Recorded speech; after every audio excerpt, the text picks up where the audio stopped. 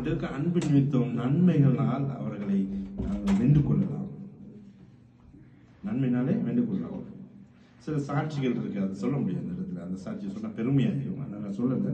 ஆனால் என்னுடைய வாழ்க்கையில நான் இந்த கடைசியா கண்ட சில காட்சிகள், கடைசியா நான் ஏற்படுத்த அந்த அந்த அதை வச்சுதான் நான் இந்த பிரசங்க தான் கேட்டும் பொழுது இந்த தலைங்கத்துல பேசினது, இந்த வாரத்துல தீமையை நன்மை நாள் வெல்வது, தீமையை நன்மை நாள் வெல்வது. சரியா? ஒரு சில தீமையான மனிதர்களோடு நான் சேர்ந்து பழகும் பொழுது, கதைக்கும் பொழுது அது நன்மைக்கு எதுவாய் மாறினது. அது நன்மைக்கு எதுவாய் மாறினது. ஒவ்வொருவரும், நீங்கள் ஒவ்வொருவரும் 1000 பேர் சமன்.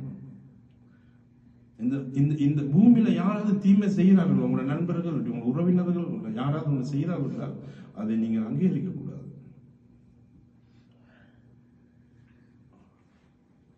அவர்களை நீங்கள் திருத்த வேண்டும், உங்களுடைய அன்பை காட்ட வேண்டும், அவர்கள் நல்ல ஆலோசனை கொடுக்க வேண்டும். இது ஆழமான சத்தியம். அந்த ஆழமான வார்த்தையில் எடுத்து உங்களோட பேச முடியாது. அதுக்காக நான் சொல்றேன். எனவே நீங்க இந்த சபையில் ஆண்டவரை ஆராதிக்கிற பிள்ளைகளாகிய நீங்கள் உங்களிடத்துல ஆழமாய் அஸ்திபாரம் போட்டு இருக்க வேண்டிய உண்டு. என்ன நன்மையான என்ன என்ன வார்த்தைகள். இரண்டாவது காரியங்கள். மூன்றாவது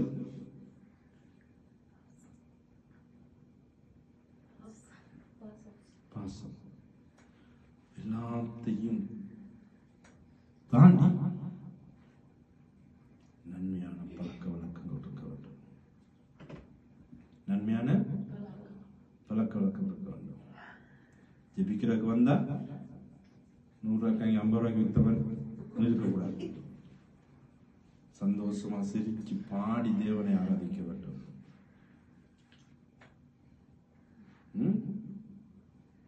எப்பயும் உற்சாகமா இருக்க வேண்டும்.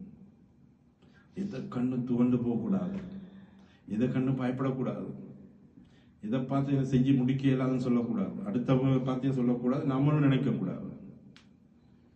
எப்பொழுதும் உயிர் உள்ள வரைக்கும் எப்படி இருக்கணும்? உஷாராவே இருக்கணும். என்ன உஷார் இருக்கணும்? நம்மகிட்ட நன்மையான அந்த உஷார் இருக்கணும். நன்மையான பழக்க வழக்கங்களை நான் நிரம்பி இருக்க வேண்டும். யார் என்ன செய்யட்டும் மன்னிக்கிற மனப்பான்மை இருக்க வேண்டும். மன்னிக்கிற மனப்பான்மை நாங்கள் வளர்த்துக் கொள்ள வேண்டும். நான் ஒன்று சொல்ல விரும்புகிறேன்.